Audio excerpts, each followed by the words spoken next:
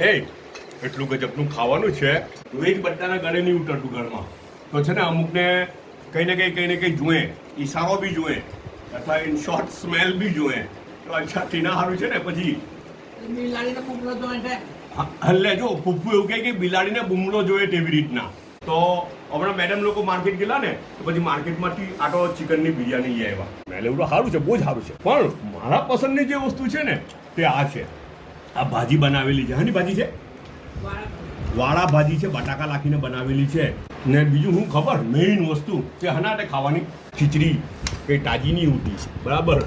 ફ્રીજમાં હોય અચ્છા બપોરે એમ જનરલી લોકો એવોઇડ કરે ને રાંધવાનું વાહી ખુલી ગયો તે કાઢી લે ફ્રીજમાંથી વાહી ખીચડી કાઢી કાલબાલની ને પછી એને વઘાર કરી લીધો લીલા મરચાં ને બધું નાખીને વઘારેલી ખીચડીમાં એક વાત કેમ તમને લીલા મરચાંનું બાઈટ દરેક કોળિયામાં આવવું જોઈએ જે કોળિયામાં લીલા મરચાંનું બાઈટ નહીં આવે તે કોળિયો મજા નહીં આવે